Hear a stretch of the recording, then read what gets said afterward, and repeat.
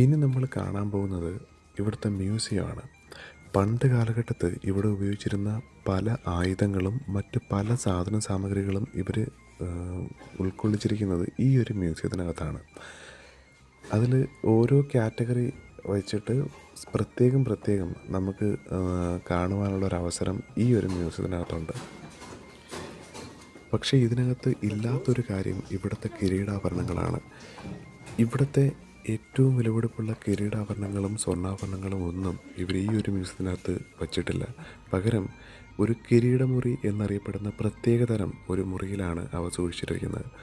അത് നമുക്ക് കാണാനുള്ളൊരവസരമുണ്ട്. പക്ഷേ അതിൻ്റെ വീഡിയോ എടുക്കാനുള്ള അനുവാദം നമുക്കില്ല. അതിന് അകത്ത് കയറി കഴിഞ്ഞാൽ വീഡിയോ സംവിധാനങ്ങളെല്ലാം ഓഫ് ചെയ്ത് മാറ്റി വയ്ക്കണം എന്ന് പ്രത്യേക നിർദ്ദേശമുണ്ട്. അതതിൻ്റെ ഒരു സെക്യൂരിറ്റിയുടെ ഭാഗമായിട്ടുള്ളതാണ്.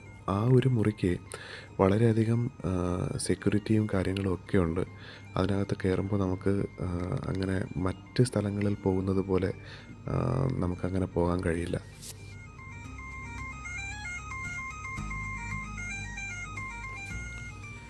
1603 കിരീടങ്ങളുടെ ഏകീകരണത്തിന് ശേഷം എഡിൻബറ കോട്ട അധികമായി ഭരണാധികാരികളുടെ സന്ദർശനങ്ങൾക്ക് വിധേയമല്ലായിരുന്നു. എന്നാൽ 1650കളിൽ ഇത് ഒരു പ്രധാന സൈനിക താവളമായി ഇവിടെ മാറുകയും ചെയ്തു.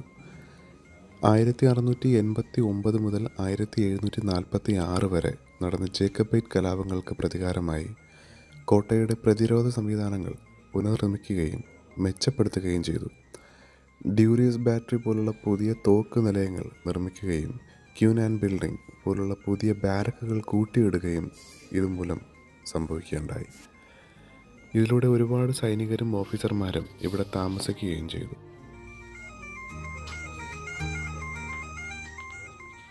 കോട്ടയിലെത്തിയ ചില രാജകീയ വ്യക്തികൾ ഉൾപ്പെടെ എല്ലാവരും സന്തോഷത്തോടെ ആയിരുന്നില്ല അവിടെ ഉണ്ടായിരുന്നത് എന്നാണ് ചരിത്രം പറയുന്നത്.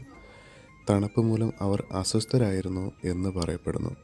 എന്നാൽ ഭൂഗർഭ അറകളിൽ തളച്ചിട്ടിരുന്ന തടവുകാരുടെ അവസ്ഥ അതിലും ഭീകരമായിരുന്നു. നമ്മളിപ്പോൾ നിൽക്കുന്ന ഈ ഒരു കെട്ടിടം 1500 കാലഘട്ടങ്ങളിൽ നിർമ്മിച്ച ഒരു കെട്ടിടമാണ്. ഇതാണ് ഗ്രേറ്റ് ഹാൾ എന്ന് അറിയപ്പെടുന്നത്. ജെയിംസ് നാലാമന് വേണ്ടിയിട്ട് നിർമ്മിച്ച ഈ ഒരു കെട്ടിടം അന്ന് അത്യുജ്വലമായിട്ടുള്ള വലിയ വലിയ വിരുന്നുകൾക്കും മറ്റും സാക്ഷ്യം വഹിച്ച ഒരു വലിയ കെട്ടിടമാണ്. അവിടെയാണ് അന്ന് ഉപയോഗിച്ചിരുന്ന വാളും മറ്റു പരിചയും മറ്റ് അനുബന്ധ സാധനങ്ങളൊക്കെ ഒരു മ്യൂസിയം പോലെ സൂക്ഷിച്ചിരിക്കുന്നത്. ഇവിടെ തൊട്ട് താഴെ നമുക്ക് സ്കാൻ ചെയ്യാനായിട്ട് QR കോഡ് സ്കാൻ ചെയ്യാനായിട്ടുള്ളൊരു ഓപ്ഷനുണ്ട്.